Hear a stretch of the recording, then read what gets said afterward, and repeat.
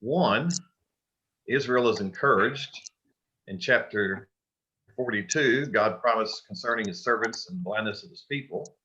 In chapter 43, Israel is redeemed and God's witnesses, Babylon, destroyed, and the shortcomings of Israel. So there's lots of things packed in chapter 33.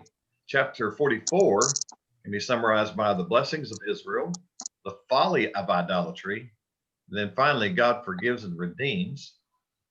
The chapter before today, God uses Cyrus, God's supreme power in action. And then chapter 46, which we're in today, Babylon's idols and the true God. Now, God has given us a plan and he is committed to it. How many believe that God will complete his plan?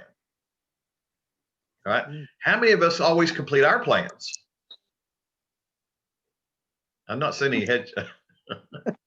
Yeah, I mean, that's the difference between us. But unfortunately, there are many times that people project their own weaknesses and their mannerisms on God, and that it doesn't work that way. God is God, and we are we.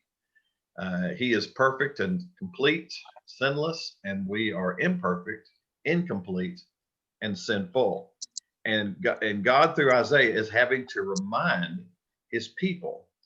So let me ask you this question. If you, like God's people, were living in captivity, you might have a tough time believing that God's plan is good and upcoming. Now, this coming Tuesday, there'll be a lot of people that think, oh, where's God? Because somebody's going to get this. A lot of people will get disappointed this Tuesday, right? And it might be people right here on this screen. And we might be some disappointed, some happy. We'll see. But no matter what happens with us, God doesn't change. So we begin in chapter 46. It actually starts off talking about two Babylonian gods, Baal and Nebo, who were the two most prominent gods in Babylon. Baal was a Phoenician god, but here's the key thing. They were both created in whose image? Cindy, you're muted, so we can't hear you. I was coughing, so I think the answer would be they're made in the image of man.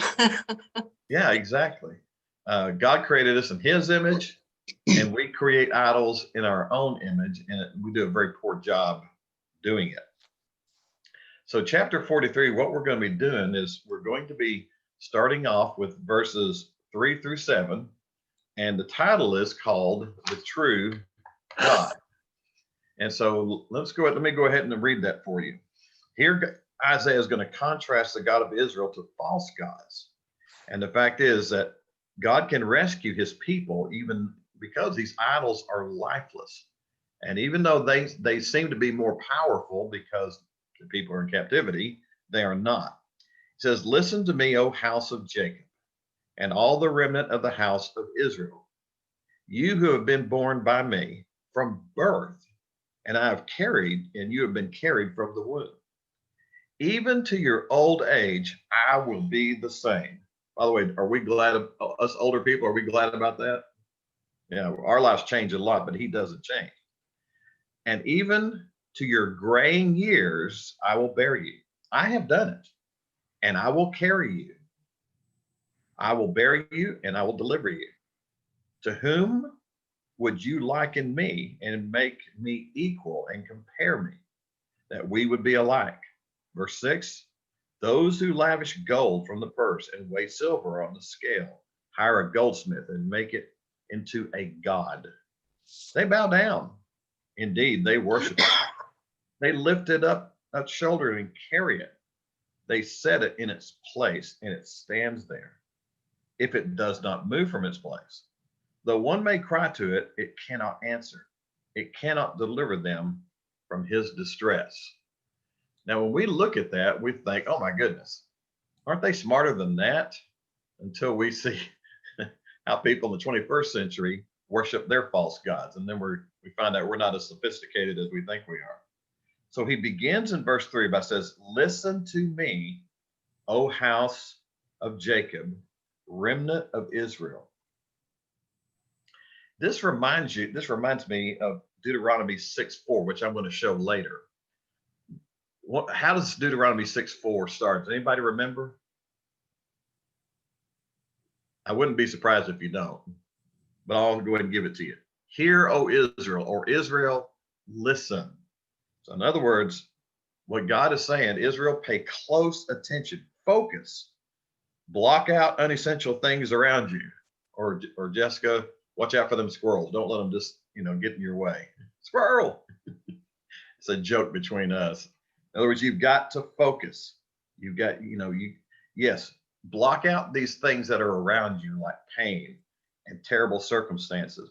Maybe you're confused over your past. All of these things, block them out. Focus. Pay attention. God has something to say. So here's the message that he says, pay attention now. Is everybody ready? Everybody listening? All right. We're focusing too. He said, you have been born by me from birth, carried from the womb. When you hear that phrase, what's the first thing you think about? I know what I thought about when I read that, but I'm just curious to see if anybody else has something similar or something different. Going once? All right, put it this way. How is God identified in the New Testament by Jesus? Father. Father, yes. Fathers have children. Fathers have a relationship with their children. In contrast to the idols of the Babylonians, the Persians, and others, he said, look, I have carried you. In other words, I birthed Israel, starting with Abraham. I birthed every single person who comes to the kingdom. Remember John 3:3, you must be what? Born again. So when it comes to a relationship with God, it pictures birth all the way. It is a relational thing. It's a supernatural thing. Those of us who have children, we understand that if they are natural born children, that means they come from our bodies. All right. And when it comes to being born again, we come from God. We have his spiritual DNA, so to speak. So that there is a vital relationship there. It's dynamic. So and again, contrast that to the idols. So knowing that the people of Isaiah's time, their very identity is attached to the God that we call Father now. Notice what he says, I will bear you up and I will deliver you. In other words, God is not helpless like all the idols that they were tempted to worship. His strength has sustained them there in captivity and would sustain Israel through every circumstance. Now let's pause for just a moment. Here's a question I have for you. In tough times, do you tend to focus on God more or more on your circumstances? I think we start out focusing on our circumstances and then we finally get our heads straight and turn to God, where we should do that first. Yeah, I think that's a good way to describe it. I mean, is it natural to focus on our circumstances? Mm-hmm. It is. But he's reminding them that, look, I know your circumstances are tough. And when you're in pain, all you can think about is what? Pain. Your pain. I mean, that's true. But he says, look, I will deliver you. I will bear you up. Even to your old age, I will be the same. Now, why is that statement important for those of us who are old? What does that mean to you when you hear that? Jeanette, we can't hear you. Jeanette, you're muted. So you got something good to say, but we can't hear you. Still muted. I had to mute a couple of people at the very beginning just to check something out. So, okay, I think I'm go. on now. Oh, I was going to say that he's faithful throughout your whole life, from birth to gray hair, like I have. Right. Mm-hmm. So I know I can trust him, and when we tend to go to God. People say when all else fails, go to God. But then as you get older, you do tend to go to God first. and then reckon with your circumstances, because you've learned a little something along the way. I Our- want to add to Go ahead. that. Julie? That gives me security, because even though like I may change and feel like I'm getting weaker, God's still there and He's strong. Yeah, this week, my brother's home, my home church where I got saved, the pastor that's there has been there 20 something years, actually more than that, I think. And his mother died suddenly of a heart attack this week, Mhm. I think 2 or 3 days ago. And it was totally unexpected. But that's, as we get older, are the health challenges tougher? Yes, they are. Are the vulnerabilities higher? That's right. So when God says, even to your old age, I will be the same, meaning you may change a lot, you may become more vulnerable, but he says, I'm not going to change. So the these are the first of the 5 times God start using personal pronouns to emphasize his personal involvement in delivering Israel. Now, can an idol do that? Not a, I've turned to this is my coffee idol, okay? I can turn to it and say, hey, will you bear me up tomorrow morning? Will you give me strength and all that? And it's not going to say anything. But when I pray to God, I get an answer from him. And even though we get older, and even though we change, who does not change? I am God, I change not. Cindy? I was going to say too, God says, I think it's, I forget where it is in Psalms, but he set promises as old age. Mhm. He promised that, he has to uphold his promises Yeah. because he's that faithful. Mhm. And we learned from what's the name of that? What's in the Bible? The principle is this: it's not everybody gets to live long because God takes some people home early. But the principle, what Cindy is describing, is absolutely true. Mhm. I'm going to talk a little bit about that tomorrow in the message about what stress does to our bodies. It's just going to be a passing thing. Mhm. But even though we change, God doesn't change. So, for example, when we get older and reach a certain point, something interesting happens. And I'm going through this right now. Right now, when I was born, my mother was my caretaker. Now I'm called an essential caretaker for her. Things change. She can't function by herself anymore. She has to have help. Okay. That's not true of God. God never will change. Even though I get older, I'm not going to be caring for God. He's always going to be the one that cares for us. He's the same. He's consistent. I got word this week about and this is a prayer request, not just it kind of goes with that, but one of my best friends of all time, his mother has severe Alzheimer's dementia, Mhm. and she can't even talk. She just sits there. He can put her in a chair and she won't move from that chair. And she just stays there all the time. They don't have conversations, nothing. Okay. So she changes but yet God is still watching over her, even in her old age, and is doing some kind of work in her life.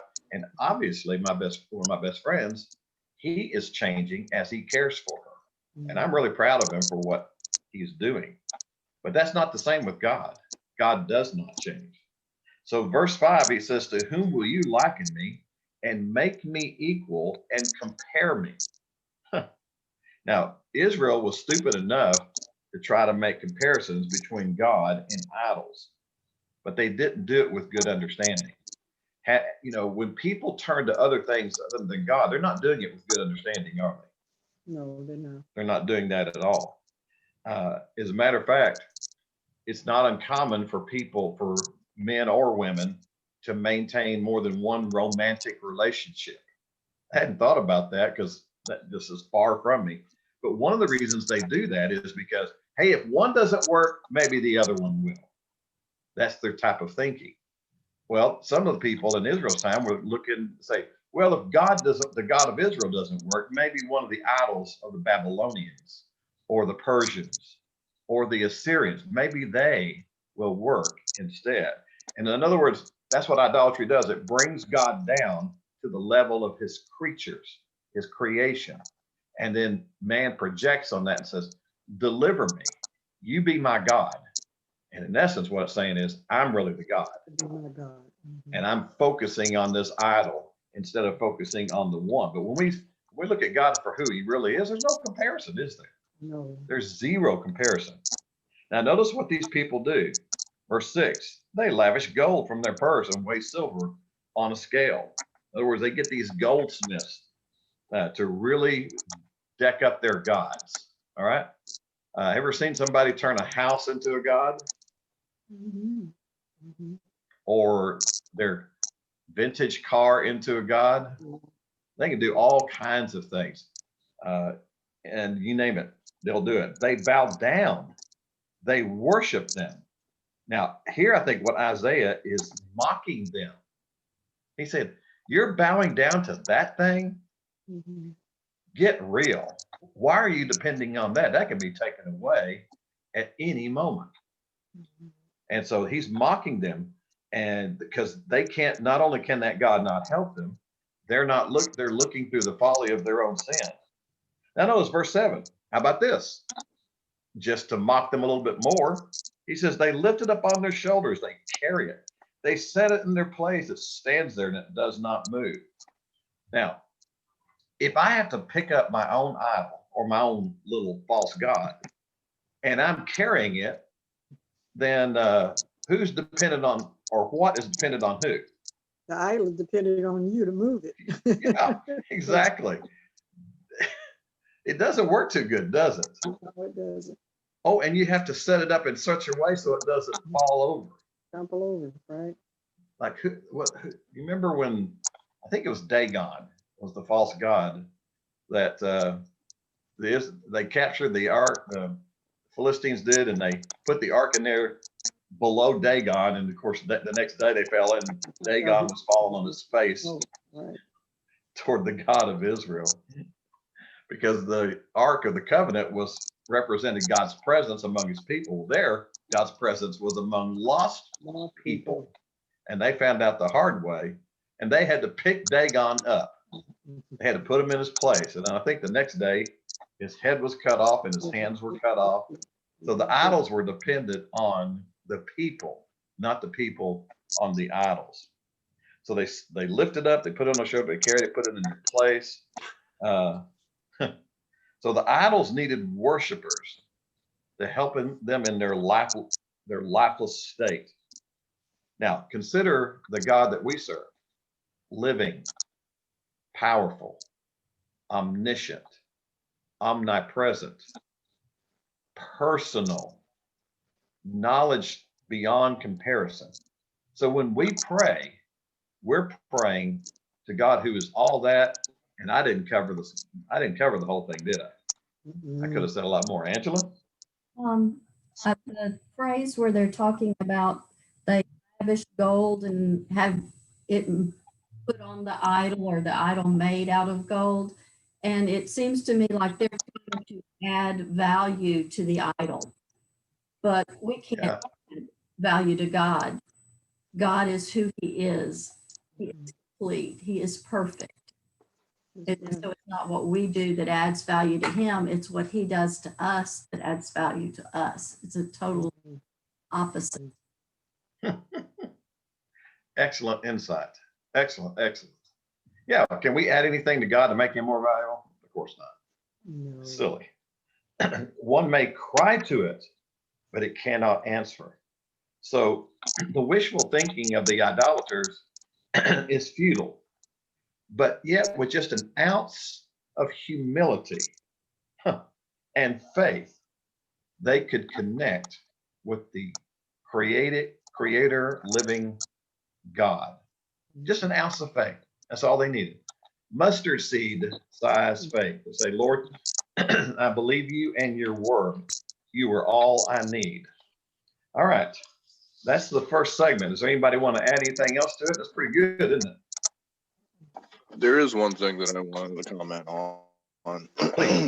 There is actually, there's a proverb, not biblical proverb, but there's a proverb that I remember hearing that said that even sometimes we see clearest through a lens of pain, and it's true for a lot of things. If God can't get through you one way, he will use pain to get through to a person to try and change them.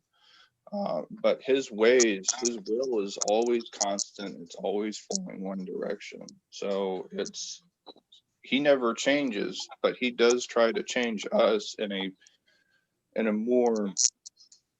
way that is beneficial to both us and to his, to everyone else around me. It's always beneficial for us, the changes.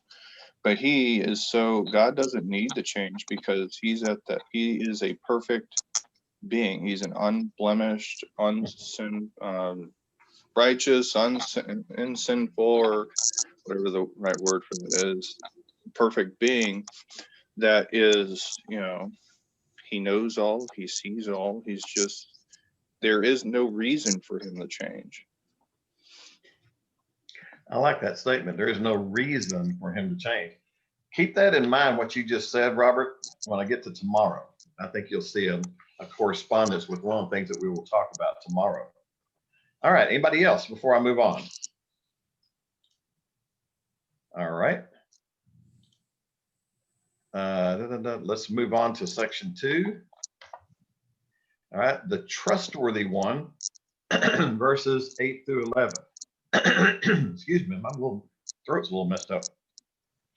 It says, remember this and be assured. Call it to mind, you transgressors.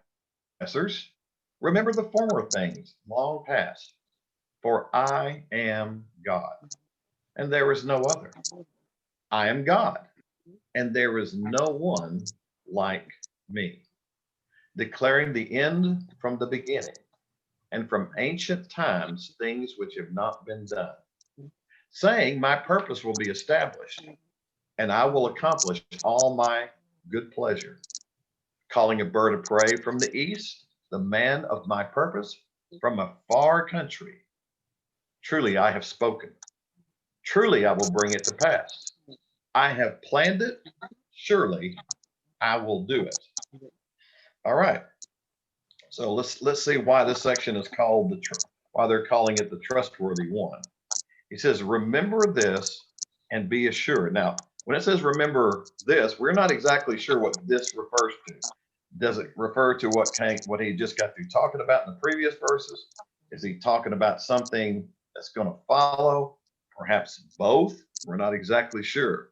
But either way, the call is to process what is said by God and act on it. So remember this and be assured. So that's the call for us. Remember, be assured. Call it to mind, you transgressors. Now, if he says, call it to mind, you transgressors, what do you think he's trying to communicate there? Transgressed his law. Say again, please. They have transgressed his law. Okay. Which basically says they don't believe. God gave them the law, right? That's right. This is what I say. This is what you're to do. And they're saying, not me. Hey. Yeah, not us. We're not going to do it. So he says, listen to me. Now, again, this is a contrast. I mean, remember with the first verses that we looked at? Mhm. All right. Yes. Yeah. Oh, hold on just a second. Oh, I messed up. That's all right. All right. Remember, now notice this. Verse 9, remember the former things long past. Now, what's he referring to there? I'm certain he's talking about years of fulfilled prophecy that have been made before them. Maybe he's also referring to the miraculous delivery from Egypt. Okay, how they came out, all the miracles that God did. I would think he's definitely talking about this. What about all the providential blessings that Israel experienced, like being able to go into a brand new country without military training and displace the people who did not belong there in the first place? Manna from heaven, quail, water parting, water from a rock. He's reminding them of all these things. Now, when he was reminding them, he's saying, look, all of these things, fulfill prophecy, miracles, other things, they are evidence for faith. In other words, they are reasons to believe now. What happened in the past is reason to believe in the present and in future times. By the way, how is your past helping you with present day faith challenges? Mhm. Can anybody give an example? How your past experience with God is helping you with present day faith challenges? Anybody want to share an example? Cindy? You're muted. There you go.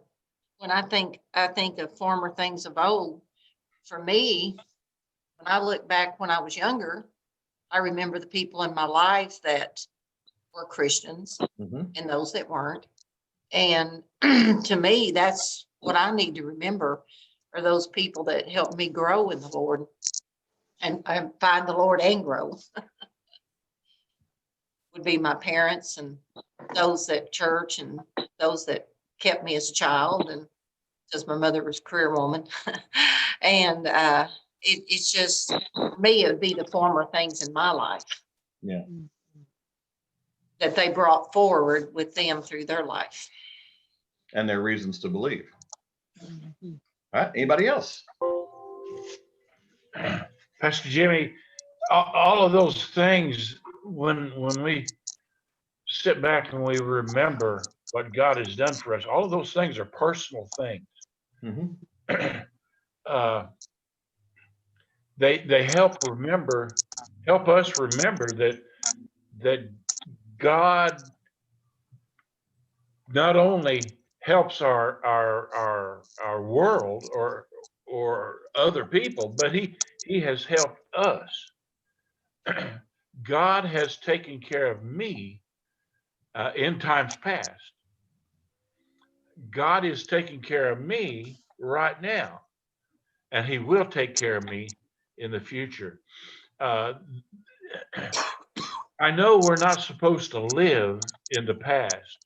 We're not supposed to depend on those things of the past, but God gave us a memory to remember those things, just as He gave the children of Israel not just a memory, but they were supposed to almost relive all of those things that He wanted them to remember. He doesn't want us to forget how He's taking care of us in the past. He wants us to remember that so that we can be extremely confident that He will take care of us now and in the future. Okay. Angela, you're about to say something, I believe. Well, I just remember how the Lord was with us when both of our children had to have surgeries, and how He was with me when I had to have surgeries. And just the confidence and assurance that knowing that He cared, like Johnny was talking about, that it was personal. It wasn't that, while we were in the hospital rooms and in the emergency rooms and in the waiting rooms, God was with us. We didn't have to think that our God, the idol, was 4 blocks away in a temple. No, our God indwells us, and it's very personal. And I think that's what He wants us to remember, how close He is. He's been with us from birth. He will be with us till our death, and we need to remember that and remember that for each occasion that we come again. The name that comes to mind when you say all that is Emmanuel, God with us. Or you were going to share something, Jeanette? I just want to say, when I get perplexed, even being a child and coming up, I'm a nature person. I go outside, and it's like God has said, if I can keep that sun coming up every day, and day follows night follows day follows night, whatever you're going through, don't you think I can take you through this? If I can sustain nature, then I can sustain you. And so that's Now that is a good segue, because she said God can take care of nature. Notice the next thing, for I am God and there is no other. Remember, every idol is a created thing. Did people used to worship the sun? Oh, yes. It's created. Do they worship the moon? Yes. Created. Do they worship the stars? Yes. Created. And yet, every part of creation is on a downward slope, Yes, Lord. because the creation is corrupted because of man's sin. And God has said, this is why he said, I'm going to create a new heaven and a new earth. So anything created by God, which he created to be good, will not last. But God is eternal. All right. And anything he created can't speak, is not living, doesn't know anything, and is not all powerful. So he goes on and says this, I am God. There is no one like me.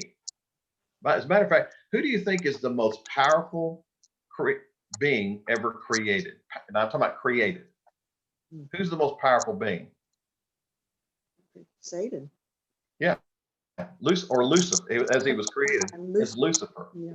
Lucifer. And yet, as powerful, as unbelievably gifted as he is, no comparison between him and God. Not even close. And let alone a lifeless statue that Israel was turning to. All right. So notice what God does in verse 10, declaring the end from the beginning, meaning he is in control. So even though the one of the two guys going to be elected, That's what I mean, people are going to think everything is gone, everything's out of control. I mean, half the country is going to think one thing and half the country may think the other thing or whatever. No, God's in control, and his rescue plan that he had developed all the way back to the Garden of Eden and long before that, from eternally past, nothing's changed. He's going to complete his plan. And therefore, Israelites, back then in Isaiah's time, don't sweat it. If you're in captivity, don't sweat it. God's going to use that. If he brings you back to Israel, don't sweat it. God will use you there. If it's not like you want it, don't sweat it. God is going to take care of it. Grace people, if things don't turn out like you want it, don't sweat it. God's in control. All right. And from ancient times, things which have not been done. In other words, God's eternal plan, including doing things in the present, but it also anticipated future events that are coming would be accomplished. He says, my purpose will be established. Meaning his plan is going to take place. Amen. Whether I fret over it or not, whether I cooperate with it or not. By the way, did the king of Egypt, remember when the Israelites were going to be leaving Egypt? Did the king of Egypt cooperate or not? He didn't. And so still he was a tool of God. Did the King Saul, did he cooperate with God or not? He didn't. And still God used King Saul to shape David's life, who would be the next king. So it's one of those things, God is going to use people, whether they cooperate or not, whether they get the blessings out of it or not. It's better if we get blessings out of it by cooperating. He says, my purpose will be established. Meaning his plan is going to take place. I will accomplish all my good pleasure. Like another parallel statement. He repeats things over and over again to get the people to listen, pay attention.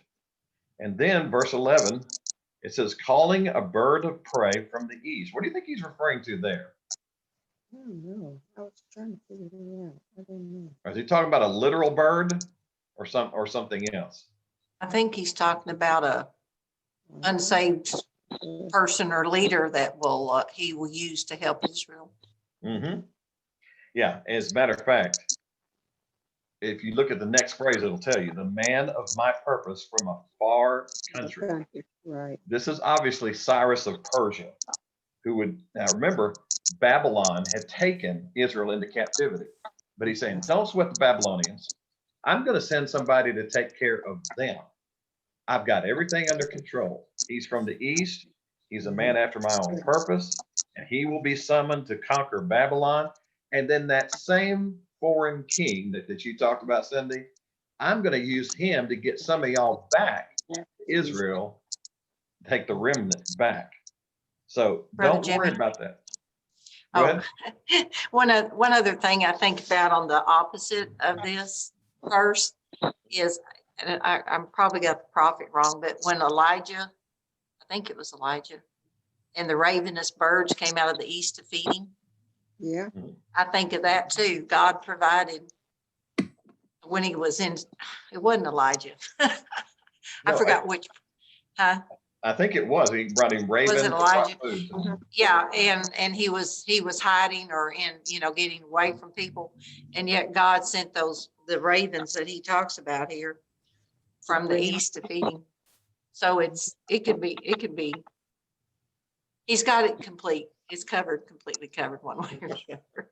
Amen. I like that word. It's covered. Yeah. All right. Last four phrases. I'm going to bullet them. Say it real quick. So, for example, truly, this is what God says.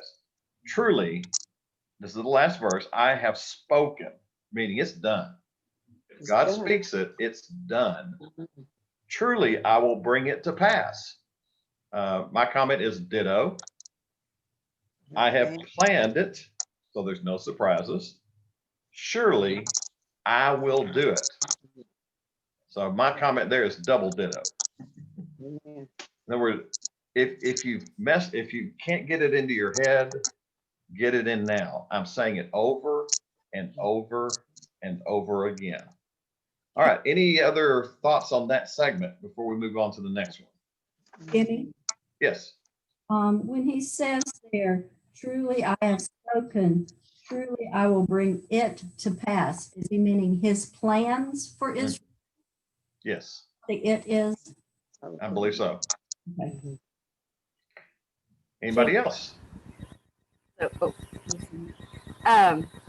I was reminded of what they teach speakers, that you tell them what you're going to tell them, you tell them, and then you tell them what you told them. That's what this sounds like God's doing. Mhm. That's interesting. Mhm. I hadn't thought about that one. All right. Let's move on to section 3 and the trustworthy or the just one. That's supposed to say the just one. My bad. I got the verses right, but I didn't change the other thing. So he says, listen to me, you stubborn minded. By the way, how would you like for God to say that to you? Hey, grace people, listen to me, you stubborn minded, Mhm. who are far from my righteousness. Wouldn't that sting a little bit? Whoa. That's good. I will bring near my righteousness. It is not far off, and my salvation will not delay. And I will grant salvation in Zion. Now, and my glory for Israel. When it says, listen to me, see, he's going back to the same thing he said earlier in verse 3. He says, listen to me. This is a repeat. And it reminds me, I told you I was going to bring this back, where it says, hear, O Israel. This is one of those pay attention moments. Mhm. The Lord our God, the Lord is one. You shall love the Lord your God with all your heart, with all your soul, and all your might. Over and over, God is saying, listen to me, pay attention. Yes, I know your circumstances are tough. I know your minds get distracted, but don't lose your focus. And notice what he says, it's plural. Hear, O Israel. And same exactly what it is in this verse, in verse 12. Listen is plural. So he's talking to the entire group who are far from my righteousness. Can you think of a group of people that were in proximity to the Lord Jesus, but far from his righteousness? Who would that be? Pharisees. Yeah, Pharisees. yeah. The priest. Many of the priests, yeah. Mhm. Again, close proximity, but far from this, far from his righteousness, far from being one with him. So if you said, hey, Pharisees, do you believe in Jesus? Oh, yes, we believe. He's right there in front of us. Mhm. No, do you believe in him Mhm. for salvation? No, we don't believe that. We don't believe he's the Messiah. We don't believe he can deliver us. And see, Israel is being scathed a little bit too. They're saying, look, you are far from me. You're around me. You've got my word. You've got all these things, but you are far from my righteousness. All right. I bring near my righteousness. So while the people were far off in terms of their location, God would use their pain, Robert, go back to what you said earlier, and repentance brought on by humility to help bring them back to the living God. If God can't do it one way, he'll do it the other way. It is not far off, meaning this, the temple may be destroyed. You may be in a foreign land. Jerusalem is well beyond your reach, but not your salvation, not your living God. I am right here. It is there in your presence. He says, my salvation will not delay. That reminds me of a verse in 2 Peter where it says, the Lord is not slack concerning his promise, as some men count slackness, but is long suffering to usward, not willing that any should perish, but that all should come to repentance. Do y'all like that picture over there to the left? What is that? The snail. Snail. Yeah. Does God always move as fast as we want him to move? Nobody's right on time. Yeah. Because God isn't just trying to take care of circumstances. He's not just trying to change their circumstances. He would like to do that, but he's more interested in changing us. And so he's very, very patient in doing that. He says, I will grant salvation in Zion. Now, this is probably, when he mentions Zion here, I think that one of the things he's trying to communicate to them is that they're going back home. You're going home. But I think he's going beyond that too.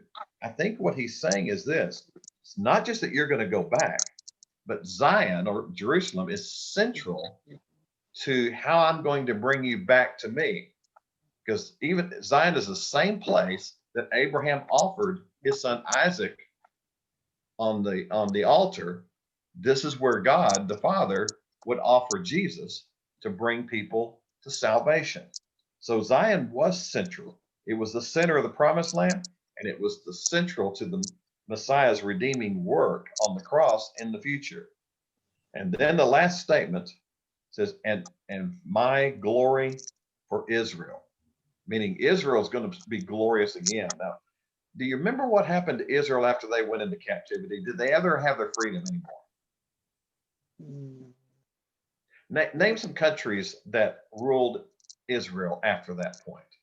Let's name a few of them. The very first one was who? Persia ruled them. Rome. Well, go backwards and you say Assyria. Yep. They took the northern tribes. Then Babylon. They took the southern tribes. And then Cyrus of Persia. Yeah. And Greeks. The Greeks, they did. And the Romans. And the Romans. So did Israel ever have its glory back like they used to? No. No. Was the temple better or worse? It was worse. This is Solomon's temple. In AD 70, the temple that Herod built was Destroyed. it was destroyed. But one of these days, Israel will is going to have a new sense of glory. We believe it's going to come in two stages. One, during the millennial reign of Christ, where Israel will be central. Then, of course, spiritual Israel, when God creates the new heaven and the new earth, the new Jerusalem. So that day is coming. So any questions or thoughts on these verses? All right.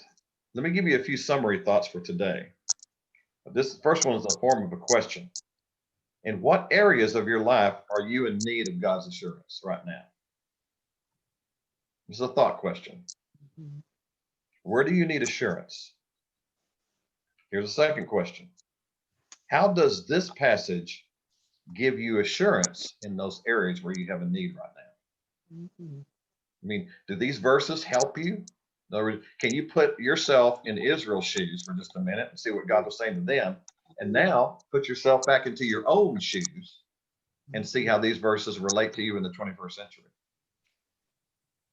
Well, either way, number 3, thank God for being faithful to his plans. Take a moment and thank God, because it is Thanksgiving Jesus. that one of the key elements to being filled with the Spirit. All right. It's how we remember in Ephesians, it says there's 4 ways that you know that you're being filled with the Spirit. 1 is your personal devotional life. 2 is your public worship life. 3 is giving thanks. This is the one I'm talking about right now. And then number 4, submitting to one another in the fear of Christ. That talks about, that's the Ephesian emphasis on the filling of the Spirit. And so this is why, if we are going through pain and we need God's deliverance in any area, be thankful right now and let him fill you with his presence, and then sustain you and one day deliver you. All right. Is everybody feeling good now? Ready to face your circumstances? Well, good. All right. Well, just as a reminder, we hope that you will be able to join us for church tomorrow online through Facebook Live, or later on in YouTube. The service is going to be broadcasted later. As a matter of fact, right down there in the bottom, he disappeared, but Robert always puts our church service on YouTube every Sunday. We appreciate that. And then next, just to remind also, this coming Sunday in the evening time from 5 to 7, we're going to be having a harvest festival. We're going to be decorating cars and passing out candy to children. And then next week, for those of you who read Time with God, we're going to have baptism and the Lord's Supper on the same day. And then Jake is going to be leading both of those. And then he and his family will be leaving on the 12th, which is a Thursday, to go back to Mexico. We've been praying for this for them for a while. So those are exciting times. And of course, right after that, then we've got Operation Christmas Child, and then our Thanksgiving meal. So it's and November is exciting. Don't you agree? Amen. It's going to be good. All right. Well, let's go ahead and we'll go ahead and I'll send you off with a blessing. May each of us turn away from any idols that we would naturally turn to, and may we turn to the one true and living God and let him meet every one of our needs. Amen. Amen. All right. Angela, if you'll